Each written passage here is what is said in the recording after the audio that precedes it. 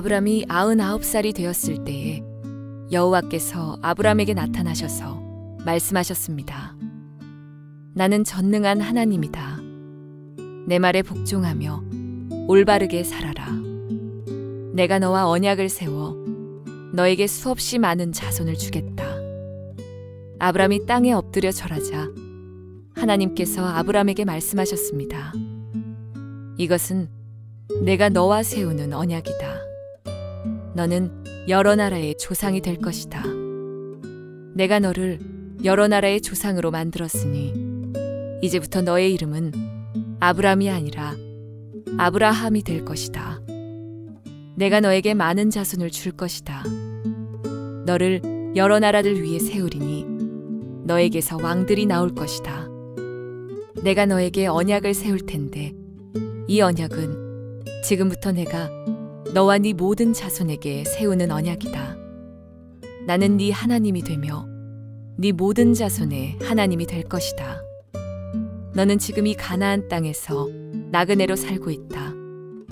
그러나 내가 이 땅 전체를 너와 네 자손에게 영원히 주며 나는 네 자손의 하나님이 되어주겠다. 하나님이 또 아브라함에게 말씀하셨습니다. 너와 네 자손은 지금부터 이 언약을 지켜야 한다. 너희 가운데 남자는 모두 할례를 받아라. 이것은 너와 네 자손과 세우는 내 언약이니 너는 이 언약을 지켜야 한다. 남자의 양피를 베어라. 이것이 나와 너희 사이에 세운 언약의 표시가 될 것이다.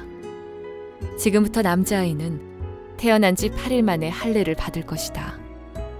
너희 집에서 태어난 종과 너희가 너희 자손이 아닌 외국 사람에게서 돈을 주고 산 사람도 할례를 받아야 한다. 너희 집에서 태어난 종과 너희 돈으로 산 종이 다 할례를 받아야 한다.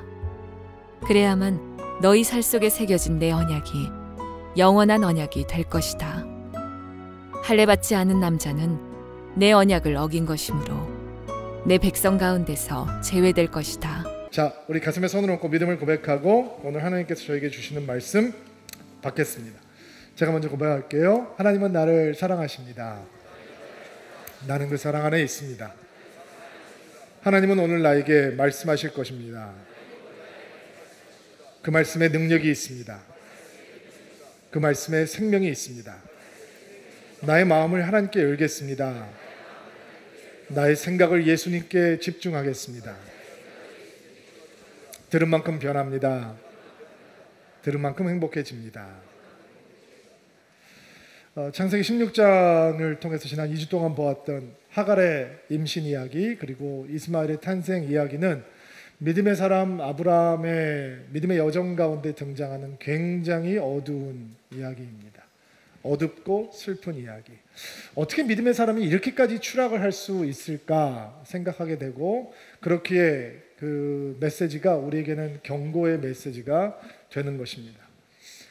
사실은 아브람도 사레도 하갈이 임신을 하면 매우 행복해질 거라고 생각을 했습니다. 그러나 하갈이 임신을 하자 그 가정에는 큰 고통이 찾아왔죠. 하갈은 자신의 주인이었던 사레를 향해서 멸시와 깔봄의 마음을 갖게 되고 사레는 그런 눈초리를 받으면서 분노와 시기와 질투와 슬픔으로 가득하게 됩니다. 그 문제를 해결할 수 있는 사람은 아브라함 혼자였는데도 불구하고 그 영적인 책임을 회피함으로 그 가정은 정말 감당할 수 없는 큰 고통과 슬픔의 그림자 속에 들어가게 되는 것입니다. 하갈의 몸에서 아브라함이 아들을 낳았을 때 그때 나이가 86세였습니다. 그리고 오늘 17장을 시작하면서 아브라함이 99세라고 얘기를 해요. 그러니까 13년 동안 기록이 없습니다. 하나님께서 성경에 왜 그 13년 동안의 기록을 하나도 남겨놓지 않으셨을까? 이유는 간단합니다. 하나님께서 침묵하셨기 때문입니다. 하갈 사건 때문에 하나님께서 더 이상 아브라함에게 말씀하시지 않고 침묵하시는 시간이 13년이라고 하는 긴 시간 동안 지속되었다는 거죠. 이 시간은 아브라함에게는 굉장히 긴 영적인 침체기입니다. 영적인 슬럼프이죠. 아브라함의 이야기를 보면 왜 믿음의 사람이 영적 침체기를 맞이하게 되는가 그 원인과 이유를 알 수 있습니다. 믿음의 사람, 여러분과 저 같은 믿음의 사람들이 하나님을 믿는 믿음의 여정을 걸어가면서 왜 영적 침체에 빠지게 되느냐? 하갈이라고 하는 세상의 방법을 통해서 하나님의 약속을 얻으려고 할 때, 믿음의 사람이 믿음의 길을 걷지 않고 세상의 방법, 세단의 수단, 세상의 길을 선택하고 그것으로 하나님의 약속을 취하려고 할 때 믿음의 사람들은 깊은 영적인 침체 속에 빠져들게 되는 것입니다. 여러분, 하나님의 약속은 절대로 세상의 방법으로 이루어질 수 없습니다. 하나님의 약속은 오직 하나님의 방법으로 하나님의 타이밍에 맞춘 때에 맞춰서 이루어지는 것입니다. 사례는 몸종 하갈을 통해서 아들을 얻겠다라고 계획을 세우잖아요. 그게 그 당시의 문화와 근동의 풍습을 보면 전혀 이상한 것이 아닙니다. 어쩌면 당연히 그렇게 해야 되는 것이겠죠. 그러나 그것은 육적인 방법이요, 세상의 지혜요, 불신의 길이었습니다. 그렇기에 그 불신의 길을 선택하고 세상의 길을 선택할 때 아브라함에게 믿음의 사람에게 영적인 침체가 오게 되는 거죠. 또 믿음의 사람에게 영적인 침체가 오는 이유는 가짜 약속에 마음을 빼앗기고 있을 때, 가짜 언약에 듬뿍 취해 있을 때, 거짓 약속에 도취되고 그것 때문에 하나님의 약속으로부터 멀어지게 될 때, 짝퉁 약속에 만족하고 있기 때문에 진짜 약속의 소중함을 잊게 될 때 믿음의 사람은 침체 속에 빠져들게 되는 것입니다. 하갈이 이스마엘을 낳아 주었습니다. 얼마나 예뻤을까요? 여러분, 나이가 40이 돼도 애가 나오니까 예쁘더라고요. 86세입니다. 오래 기다렸습니다. 그 당시의 풍습으로 보면 하갈이 낳았지만 사라의 아이요 아브라함의 아들입니다. 얼마나 예뻤을까요? 그리고 그들은 그 이스마엘에게 푹 빠져서 삽니다. 그런데 이스마엘은 약속의 씨앗이 아닙니다. 하나님의 은총의 열매가 아닙니다. 은혜 때문에 주어진 아들이 아니라 세상의 방법으로, 육신적인 방법으로, 인간의 지혜로 얻어낸 아들에 불과합니다. 아브라함과 사르는 이스마엘에 취해서 살아갑니다. 그러니까 약속이 가물가물해지는 거죠. 하나님께 아들을 주시겠다고 하는 약속의 감동도 이스마엘을 도취되어서 살아가다 보니까 잊혀지게 되는 것입니다. 그리고 하나님의 약속이 아닌 인간의 지혜로 얻은 세상의 열매에 푹 빠져서 취해 살게 되니까 영적인 침체 속에 빠져들게 되는 것이죠. 또 믿음의 사람이 영적인 침체를 경험하게 되는 이유는 16장에 보면 하갈과 이스마엘의 사건이 등장할 때 그 어디에도 아브라함이 하나님의 지혜를 구했다, 하나님의 뜻을 물어보았다, 하나님의 앞에 제단을 쌓았다, 기도했다, 예배했다, 주의 말씀에 귀를 기울여, 이런 말이 등장하지 않습니다.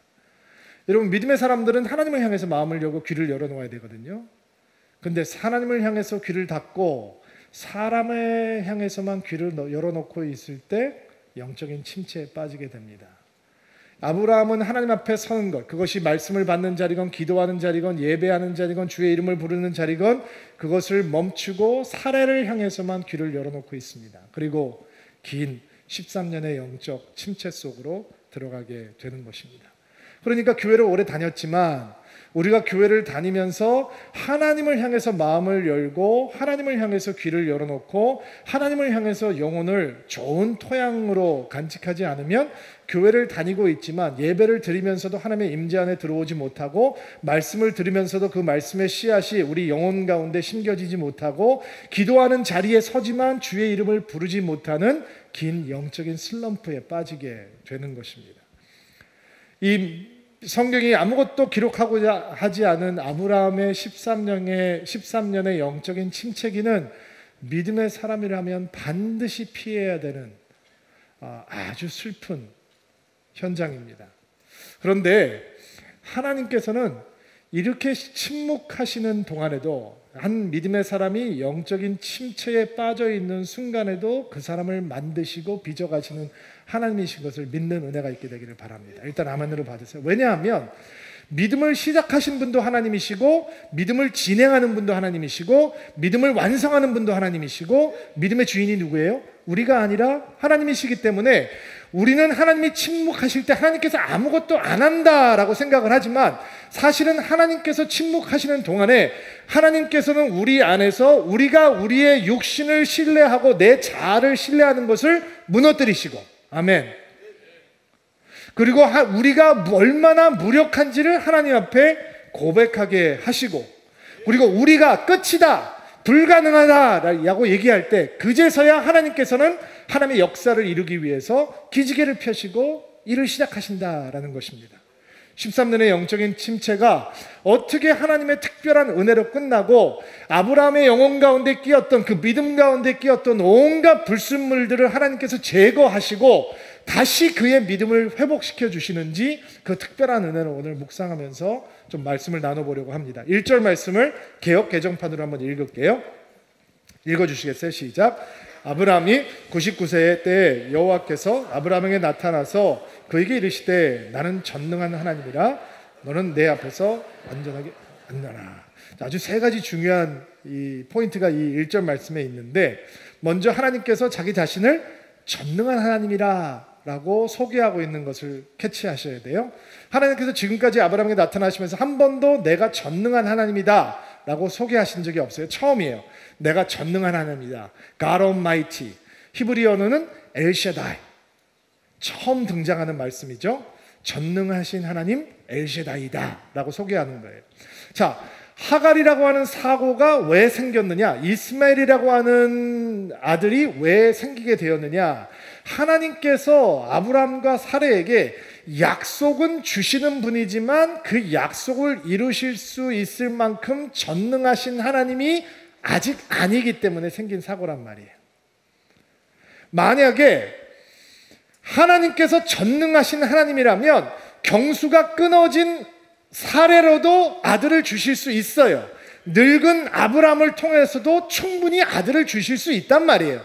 그런데 지금 사레와 아브라함의 문제는 뭐냐면 하나님께서 약속은 주시는 분이지만 그 약속을 주실 만큼 전능하신 엘시다이는 아닌 거예요. 그러니까 하갈이라고 하는 옵션이 매우 매력적으로 느끼게 되는 거죠.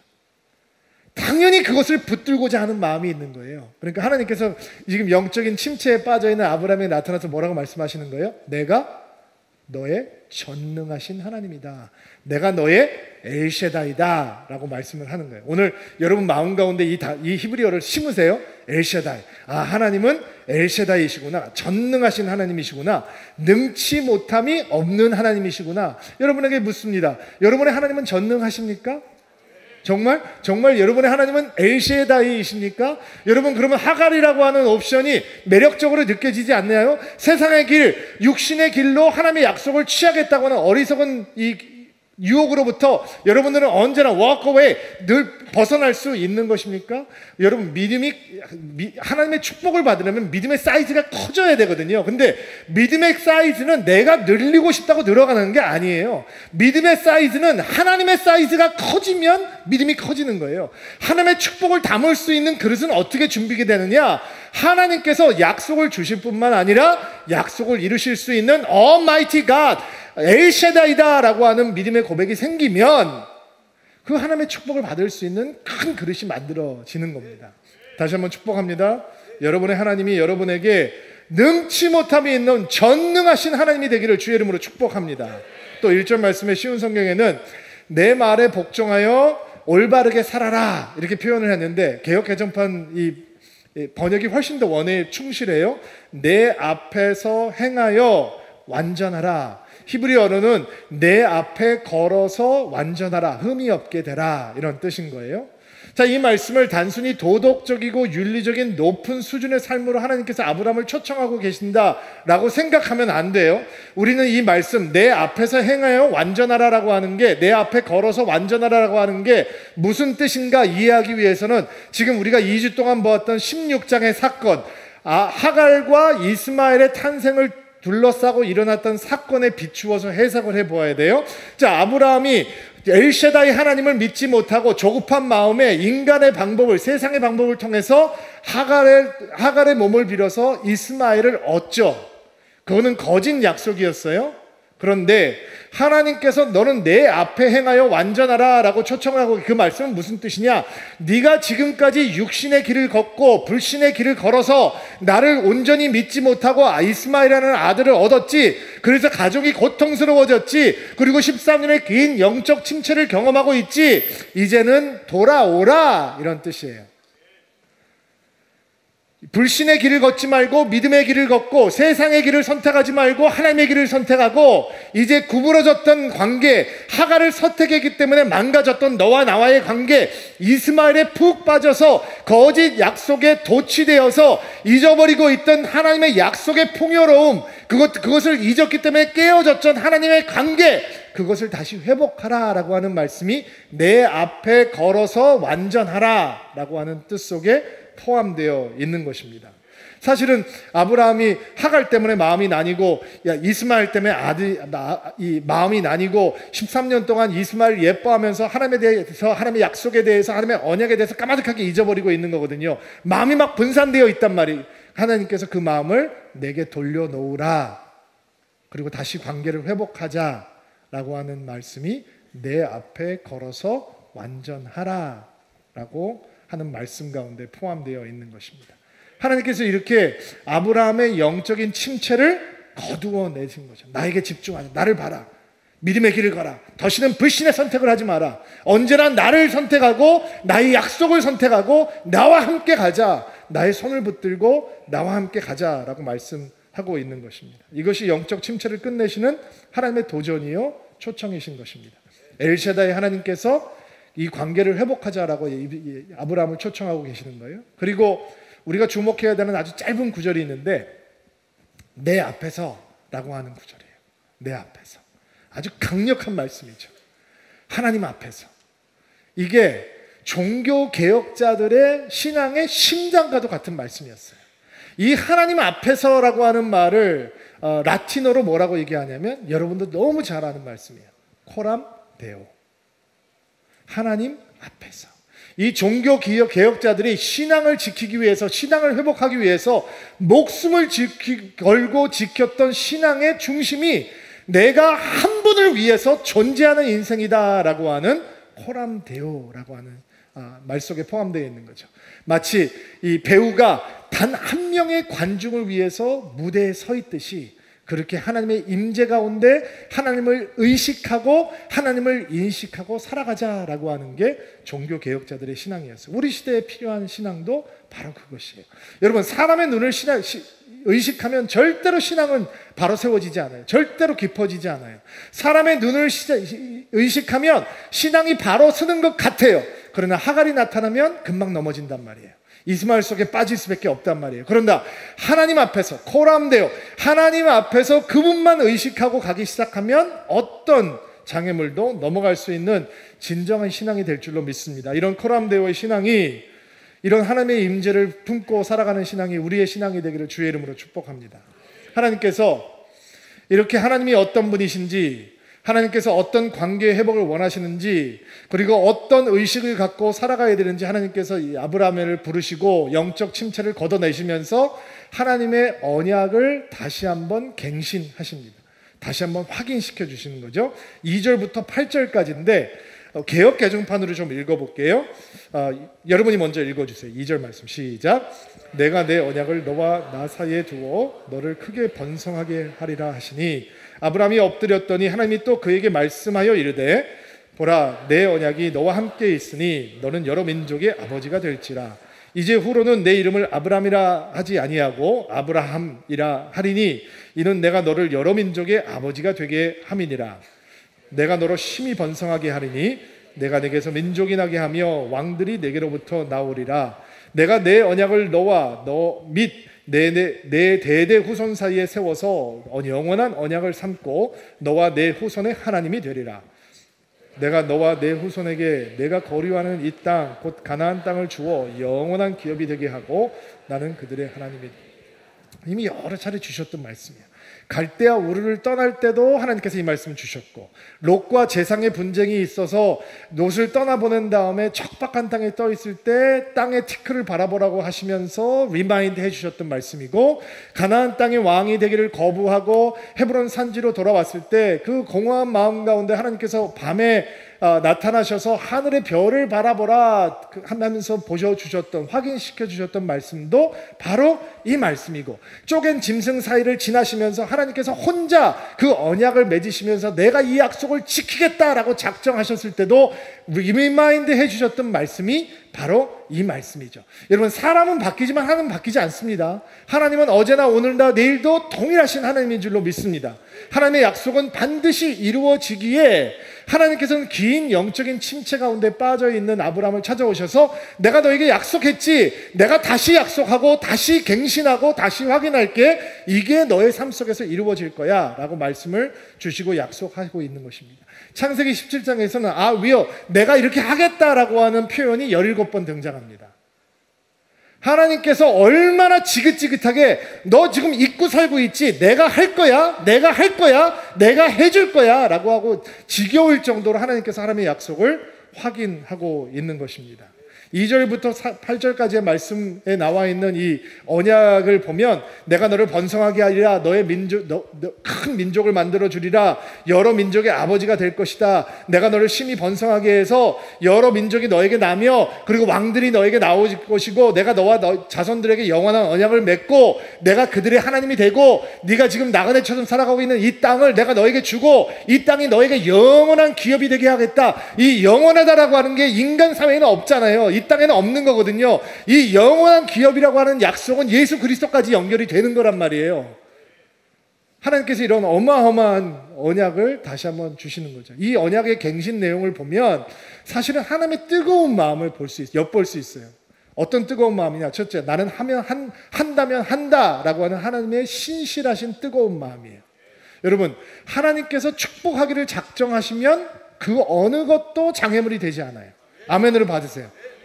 하나님께서 내가 너를 축복한다, 너 아들 줄 거야, 너 아들 하나 받고 그 약속을 보지 못하고 떠나지만 그 아들 하나를 통해서 엄청난 거대한 민족이 나올다는 거 너는 못 믿지? 근데 나는 어떤 하나님이라고 그러셨어요?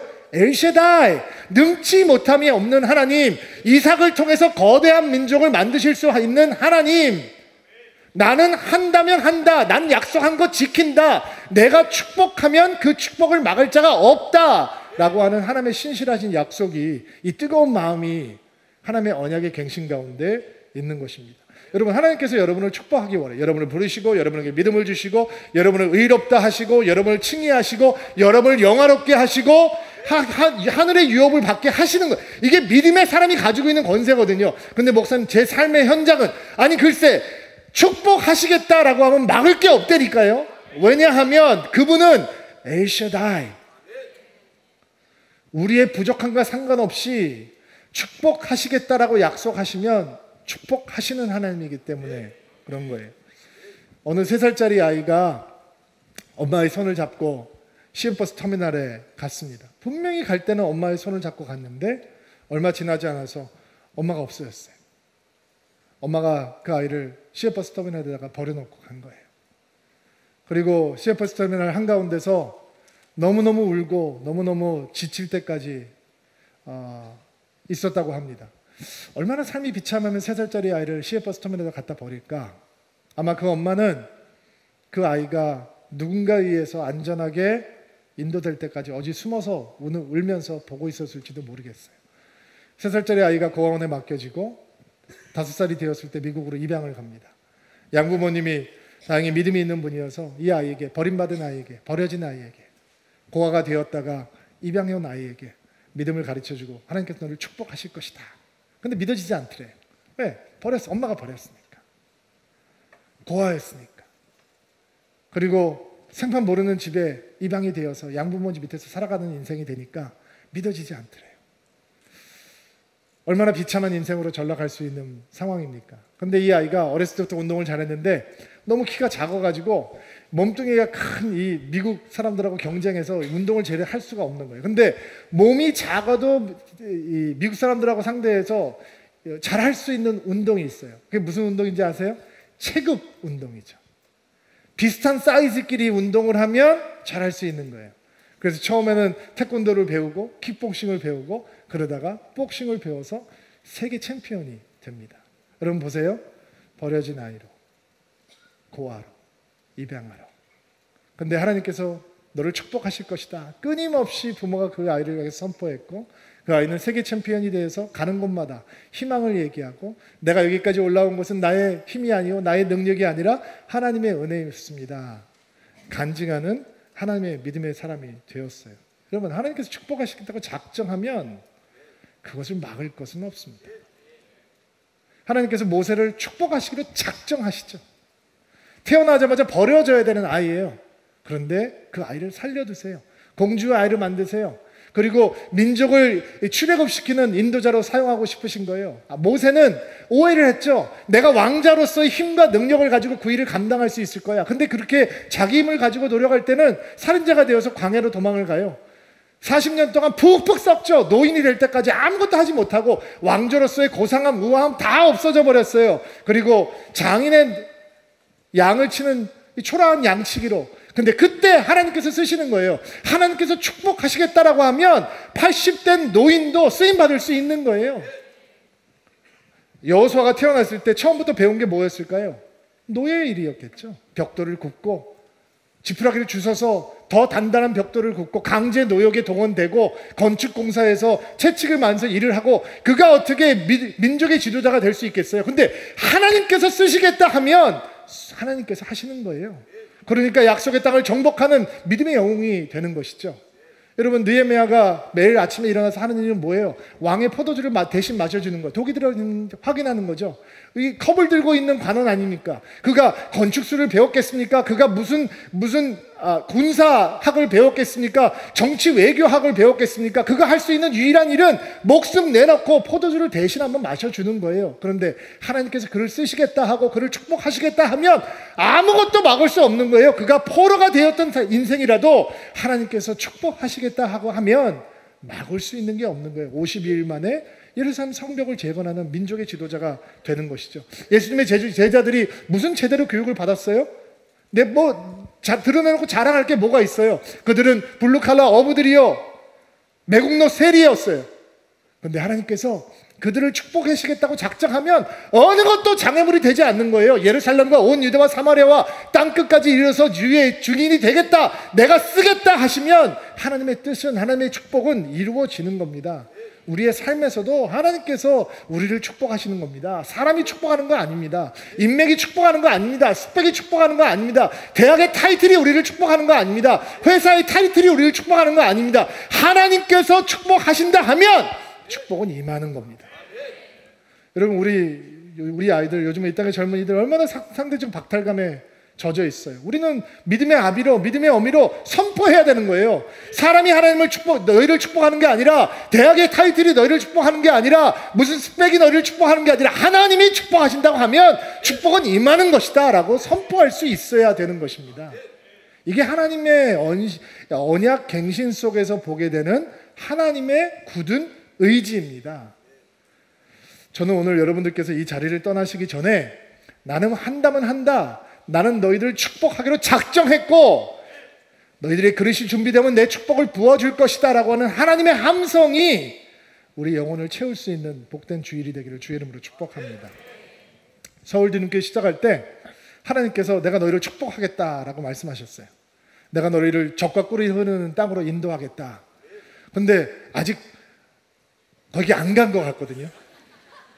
그래서 저도 설교 준비하면서 하나님한테 막 기도했어요. 하나님, You 엘샤다이, 전능하신 하나님, 나는 우리 성도들을 거기로 인도하지 못하고 신목사님도 거기로 인도하지 못할지라도 주께서 거기까지 인도하시면 우리는 갈 줄로 믿습니다. 우리는 상상도 하지 못하는 엄청난 영적인 거대한 파도가 드림인들을 통해서, 서울 드림교회를 통해서 흔들리고 있는 이 땅 가운데 임할 줄로 믿고 은혜의 쓰나미가 다시 한번 이 땅을 복음으로 덮을 줄로 믿습니다. 기도하게 되더라고요. 여러분도 기도할 수 있게 되기를 주의 이름으로 축복합니다. 하나님께서 하시면 한다. 여러분 삶 속에서 하나님께서 축복하기를 작정하시면 그 어느 것도 막을 수 없다라고 하는 것이 주의 언약 가운데 있는 말씀입니다. 또 우리가 보게 되는 하나님의 언약의 갱신 속에서 발견하게 되는 하나님의 뜨거운 마음은 무엇이냐? 하나님의 은혜는, 하나님의 축복은 우리에게서 머무르지 않고 다음 세대로 흘러간다, 후손으로 흘러간다는 거죠. 계속 반복하면서 말씀하고 내가 너의 후손과 언약을 맺겠다. 내가 너의 하나님이 될 뿐만 아니라 그들의 하나님도 될 것이다. 내가 너와 언약을 맺고 그들과 언약을 맺으며 내가 그들의 하나님도 될 것이다. 그리고 하나님께서 아브라함을 부르실 때 뭐라고 말씀하셨어요? 너는 복이 되고 내가 복이 근원이 되고 너로 인해서 땅에 있는 모든 백성들이 복을 누리게 될 것이다. 이렇게 말씀하셨잖아요. 하나님의 이 의도는 단 한 번도 은혜가 우리 안에 들어와서 은혜가 우리 안에 충만함으로 끝나는 게 아니다라는 거예요. 하나님께서는 우리를 통해서 흘러 넘치게 하신다라는 거예요. 할례 사건도 마찬가지예요. 하나님께서 할례를 하실 때, 할례를 행하라라고 하실 때 언약을 체결하시면서 언약의 사인이 너희 가운데 있게 하라라고 하면서 할례를 받으라고 하시잖아요. 근데 아브라함만 받아라. 아니야.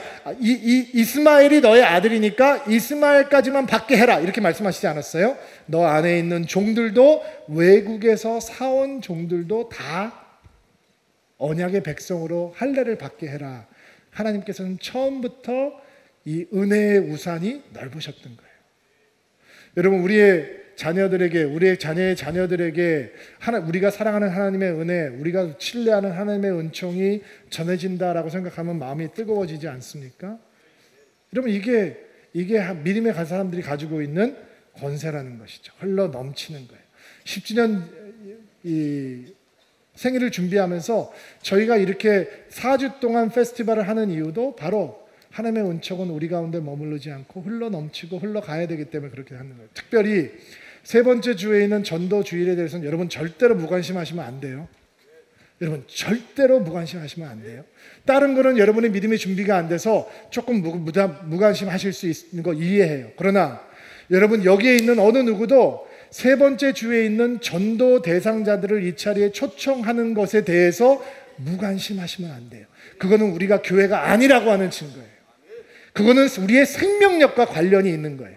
우리가 어떻게 하나님 앞에 살아있는 교회가 되느냐, 어떻게 복음으로 충만한 교회가 되느냐, 또 다른 생명을 낳겠다고 하는 간절한 마음이 없으면 우리 교회는 건물이 없기 때문에 시간이 지나면 없어져 버릴 수도 있는 거예요. 그러니까 주변에 있는 어떤 사람들을 우리가 예수 그리스도를 증거하기 위해서 이 자리에 불러오고 우리가 자리가 없어서 중간에 다 서서 예배를 드리더라도 그런 열정과 순수한 하나님을 향한 복음의 확신이 없다면 정말 우리 교회의 생명력은 건강하지 않은 게 되겠죠. 여러분 정말 기쁜 마음으로 특별히 주변에 있는 소중한 분들을 초청하는 은혜가 있게 되기를 바랍니다. 제가 사랑하는 형님이 한 분 계신데 함께 동역했던 목사님이신데 이분이 아버님이 사업을 하시는데 한국에서 유명한 절들을 몇 개를 지으신 아주 불자 집안이에요. 그리고 이 형님은 젊었을 때부터 노는 걸 좋아해가지고 아주 한국에서 굉장히 노는 걸로 유명한 분이셨대요. 근데 한 명, 여동생이 미국에 가서 예수를 믿게 됐어요. 그리고 그 여동생을 통해서 한 명 한 명이 전도되었대요. 얼마나 힘들었을까요? 그렇게 유명하게 놀던 사람이 여동생이 복음을 전한다고 쉽게 받겠어요? 그 여동생이 가족을 위해서 얼마나 열심히 기도했을까요? 그 눈물을 쌓아놓으면 정말 엄청난 눈물이었을 거예요. 그런데 한 분 한 분 부모님을 초청하고 그리고 이 형님께서 복음을 전하고 예수를 믿을 때 큰 화제가 됐어요. 근데 이분이 신학교를 가겠다고 결정을 했어요. 사람들이 놀라기 시작했어요. 아니 신학교가 무슨 너 같은 사람을 받냐라고 생각을 하기도 하고 근데 사람들한테 전도사가 됐다고 얘기를 하고 목사 안수를 받는다고 하니까 함께 세상에서 살던 사람들이 도대체 네가 믿는 하나님이 누구길래 너가 만난 하나님이 누구길래 너 같은 사람이 그렇게 되느냐. 근데 여러분들 중에서도 그렇게 사셨던 분들 많이 있죠. 여러분이 메시지예요. 여러분이 그리스도의 편지예요. 여러분 프로그램이 그들을 변화시키는 게 아니에요. 변화된 여러분, 예수를 만난 여러분의 그 순수하고 온전한 초청과 메시지가 그들을 예수를 소개하는 통로가 되는 것입니다. 여러분 우리가 예수를 믿게 되었습니다. 보지 못한 예수를 사랑하게 되었습니다. 그것으로 끝난다면 우리는 하나님 앞에서 부끄러운 인상이 될 것입니다. 축복이 우리 안에 흘러 들어왔고 그 예수라고 하는 축복을 흘려 보낼 수 있는 은혜가 있게 하는 것이 바로 하나님의 은혜의 갱신 가운데 숨겨져 있는 뜨거운 마음인 것입니다. 이 뜨거운 마음을 품는 여러분들이 되기를 주의 이름으로 축복합니다. 또 마지막으로 하나님의 은혜의 갱신 속에서 보는 또 하나는 하나님의 뜨거운 마음은 아브라함에게 새로운 시작을 허락해 주신다라는 것입니다. 지금 침체기잖아요. 영적인 슬럼프죠. 5절 말씀인데 개역 개정판으로 한번 읽어볼게요. 시작.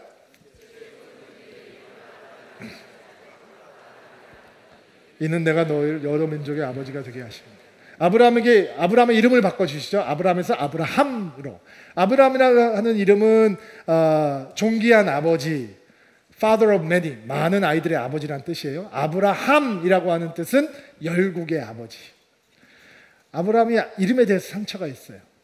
왜냐하면 오늘 가는 곳마다 당신 이름이 뭡니까? 그러면 아브라함입니다 라고 얘기하면 Father of many, 많은 아이들의 아버지. 도대체 존귀한 아버지, 아이가 몇 명이나 되길래 이렇게 이름이 거창합니까? 그러면 아브라함은 정말 창피하게 얘기를 해야 되죠. 아들이 없습니다. 평생 그러고 살았어요. 그리고 겨우 얻은 게 이스마엘이란 말이에요. 근데 하나님께서 이름을 바꿔주세요. 지금까지 이름도 서러웠는데 앞으로 이름은 더 서러운 열국의 아버지로 바꿔주세요. 이게 아마 믿음이 없다면 이게 웃기다 못해서 화가 나는 상황인 거죠. 그런데 여러분 생각해 보세요. 하나님께서 자신을 뭐라고 소개하셨죠? 엘샤다이. 엘샤다이 하나님은 아들이 없는 아브람을 열국의 아버지 아브라함으로 만들어 주실 수 있는 하나님이에요. 엘샤다이 하나님은 이스마엘만으로 만족하는 작은 믿음의 아브람을 열국의 아버지가 되는 큰 믿음의 아브라함으로 만들어 주실 수 있는 하나님이에요. 엘샤다이 하나님은 영적인 긴 침체에 빠져서 하나님을 부르지도 못하고 이스마엘에 빠져있던 아브라함을 하나님만 소망하고 하나님만 기대하고 약속을 붙들고 그 약속 때문에 마음 설레게 하는 언약의 사람 아브라함으로 바꿔주실 수 있는 전능하신 하나님이란 말이에요. 이게 하나님께서 은혜예요. 하나님의 축복과 은혜는 우리의 소원보다 사이즈가 커요. 그러니까 여러분의 소원을 구하시면 안 되고 하나님의 축복을 사모하셔야 돼요. 저도 이렇게 이름이 바뀌는 축복을 한번 경험해 봤어요. 제가 미국 가서 긴 젊은 시절의 방황기를 끝내고 정말 성령 충만한 목사님을 만나서 내비게이터 목사님을 만나서 제자 훈련을 받고 영성 훈련을 받으면서 진짜 빡세게 훈련을 했거든요. 근데 말씀이 얼마나 단지 정말 은혜 충만한 시간이었어요. 아침에 2시간, 밤에 2시간 기도를 했는데 이 채플에 집어넣고 바깥에서 문을 잠그세요. 그러면 2시간 끝나면 문 열어주시는 거예요. 근데도 기도도 막 뚫리고 막 얼마나 황홀한 시간들이었어요. 근데 목사님께서 어느 날 은혜가 충만하셔서 저에게 안수를 하시면서 기도를 하시면서 이렇게 기도를 하시는 거예요. 너는 이제부터 여호수아다. 좌슈아다. 여러분 좌슈아라고 하는 이름이 무슨 뜻인지 아세요? 여호와는 구원이시다. 호세아, 요슈아, 지저스 다 같은 뜻이에요. 여러분 제가 어떻게 그런 이름을 가질 수 있겠어요? 그리고 저한테 이렇게 축복 기도를 하시면서 네가 밟는 땅이 예수 그리스도의 땅이 될 것이고 네가 밟는 땅이 믿음으로 정복하는 땅이 될 것이고 여호수아처럼 믿음의 땅을 정복하는 승리의 인생이 되라고 축복하시는 거예요. 네 이름이 불려질 때마다 하나님께서 구원이 되신다라고 하는 메시지를 정하는 종이라라고 축복해 주시는 거예요. 감사한 마음으로 받았죠. 마음이 벅차더라고요. 사실 저는 영어 이름을 브라이언이라고 지으려고 했어요. 왜 브라이언이냐? 제가 어렸을 때부터 퀸이라고 하는 밴드를 진짜 좋아했는데 그 퀸의 브라이언 메이라고 하는 기타리스트가 있어요. 그리고 그 브라이언 메이처럼 제가 헤어스타일을 하고 기타를 메고 다니던 시절이 있었어요. 그래서 제가 영어 이름을 하나 하게 되면 브라이언이라고 이름을 줘야 되겠다. 근데 하나님께서는 다른 의도가 있으셨던 거죠. 내가 세상을 좋아하는 브라이언이 아니라 하나님께 올인한 좌슈아로 여호수아로 바꿔주시는 이런 감동의 순간을 제가 경험해 보았어요. 다음 주에도 보겠지만 사레의 이름도 바꿔주세요. 사레라고 하는 이름은 공주라는 뜻이에요. 사라는 열국의 어머니예요. 자, 여러분 생각해 보세요. 지금 집에 돌아가서 아브라함을 향해서 사레가 부르는 거예요. 아브라함, 열국의 아버지. 부르고도 웃겨. 듣는 사람도 민망하고 부르는 사람도 이상하고. 사레를 향해서 아브라함이 불러요. 애 하나도 없는데 언약의 자성이 임하지 않았는데 사라, 열국의 어머니, 공주라고 부를 땐 그래도 기분이 괜찮았어요. 근데 열국이라고 어머니라고 부르니까 참 이상해요. 민망해요. 우스워요. 어색해요. 근데 여러분, 입술에 권세가 있는 거 아시죠? 입술에 권세가 있어요. 말하고 반복하고 그리고 부르고 하면 그렇게 믿어지는 거예요. 제가 저희 아이들을 향해서 저희 아내에게 조금 과할 정도로 사랑합니다, 축복합니다, I love you 이런 얘기를 좀 많이 해요. 그렇게 안 생겼죠. 근데 미국 문화가 좀 그렇잖아요. 근데 우리는 그런 미국 문화를 보면서 좀 싸구려 같다, 너무 립서비스 같다 그런 생각을 하잖아요. 그런데 제가 그렇게 해보니까 시도 때도 없이 I love you, 사랑합니다, 축복합니다 이렇게 얘기를 해보니까 그렇게 말하면 그렇게 행동하게 되고 그렇게 행동하면 그렇게 사라지게 되더라고요. 여러분 보세요. 아들이 아직 없는 거예요. 99세, 89세, 경수 끊어지고 소망 없음. 근데 집에 들어가서 서로를 향해서 얘기하는 거예요. 열국의 아버지, 어이, 열국의 어머니, 매일 하루 종일 열국의 아버지, 열국의 어머니. 그러니까 믿어지는 거예요. 목사님, 그런 말씀이 어디 있어요?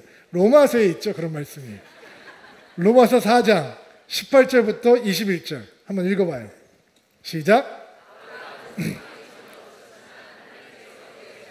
이와 같이 많아질 것이다 라고 말씀하신 대로 자기가 많은 민족의 조상이 될 것을 믿고 소망하였습니다. 아브라함은 100살이나 되어 거의 죽은 사람이나 맡은 게 되었고 살아도 나이가 많아 하나님을 믿는 믿음이 약해지지 않았습니다. 그는 하나님의 약속에 대해 불신하거나 의심하지 않고 오히려 그 약속을 굳게 믿어 하나님께 영광을 돌렸습니다. 아브라함은 하나님께서 친히 약속하신 것을 이루신 능력이 다 나오잖아요. 오늘 봤던 게 이 사도 바울이 정확하게 요약을 해주잖아요. 왜 그게 믿어졌냐? 엘샤다이 하나님이시니까. 그리고 부르면 부를수록 열국의 아버지, 열국의 어머니 믿음이 차오르기 시작하는 거예요. 믿음을 고백하면 고백할수록, 선포하면 선포할수록 그 안에 슬럼프에 빠졌던, 정적 침체에 빠졌던 아브라함의 믿음이 다시 살아나기 시작했다는 거예요. 여러분, 하나님께서는 아브라함 포기하지 않으셨죠? 우리도 포기하지 않으세요. 그러니까 여러분도 절대로 포기하지 마세요. 아멘을 받으세요. 때로는 넘어지지만 믿음의 길을 걷기에 언약을 붙들고 소망하는 것을 절대로 포기하지 마세요. 그럼 하나님께서 이루실 줄로 믿습니다. 자, 말씀을 정리합시다. 13년 동안 긴 영적 침체를 깨시고 다시 찾아오신 하나님께서 아브라함의 믿음을 다시 세워주시고 이름을 바꿔주시고 새 이름을 주시는 거예요. 그 새 이름에 걸맞는 삶이 어떤 삶이냐? 몇 가지를 정리했어요. 첫째, 하나님이 어떤 분이신지 빨리 바꾸셔야 돼요. 무력한 하나님, 절대로 우리 새 이름에 걸맞는 삶을 살 수 없어요. 어떤 하나님이어야 돼요? 엘샤다이 하나님, 전능하신 하나님, 능치 못하심이 없는 하나님. 그렇게 하나님이 되실 때 하나님께서 우리에게 주시는 새 이름에 걸맞는 삶을 살 수 있는 것입니다. 두 번째, 하나님 앞에서 살아가는 것을 배우시기 바랍니다. 코람데오, 우리는 한 분의 관중을 위한 배우입니다. 오직 그분만을 의식하고 살아갈 때 우리는 하나님께서 우리에게 주시는 새 이름에 아름다운 새 이름에 걸맞는 삶을 살아가게 되는 것입니다. 이스마엘에게 빼앗겼던 마음, 세상에서 분산되었던 마음을 하나님께 돌려드리고 육신의 길을 선택하기 말고 믿음의 길을 선택하겠다고 작정하면서 하나님과의 관계를 회복하는 삶이, 그 믿음을 회복하는 삶이, 믿음을 선포하고 고백하는 삶이 새로운 이름에 어울리는 삶이 되는 것입니다. 오늘 사실 시간이 없어서 이 얘기 못 나눴는데 다음 주에 조금 더 자세하게 나눌 텐데, 하나님의 흔적, 은혜의 흔적, 언약의 흔적, 할례죠. 그 흔적을 품고 살아가는 것이, 그 언약을 잊지 않는 흔적을 갖고 살아가는 것이 새 이름에 걸맞는 삶입니다. 여러분, 하나님께서 여러분에게 어떤 흔적을 주셨어요? 우리 안에 어떤 흔적이 남아있어요? 십자가죠. 하나님이 우리에게 어떤 하나님이신지, 우리가 하나님께 어떤 하나님이신지, 오늘 우리가 무엇을 붙들고 살아가야 되는지 십자가를 보면서 하나님의 은혜를 기억하는 여러분 되기를 주의 이름으로 축복합니다. 자, 우리 가슴에 손을 얹고 안수하시고요, 여러분을 위해서 축복하고 기도하겠습니다. 하나님, 오늘도 주의 말씀을 아멘으로 감사함으로 받습니다.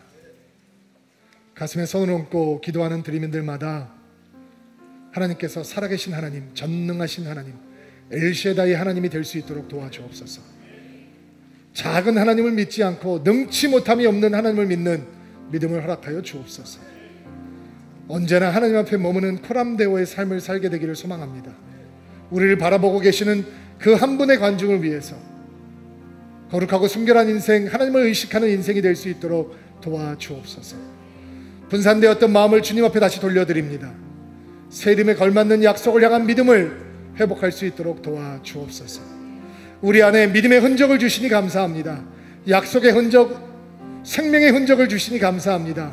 십자가를 바라보고 십자가를 따라가는 인생 되게 하시고 날마다 주의 이름을 부르며 승리할 수 있는 믿음의 사람들이 될 수 있도록 은총을 베풀어 주옵소서. 이번 한 주간도 주의 손을 붙들고 주와 동행하는 믿음의 사람들이 될 수 있도록 주여 역사하여 주시옵소서. 예수님의 이름으로 기도하옵나이다. 아멘.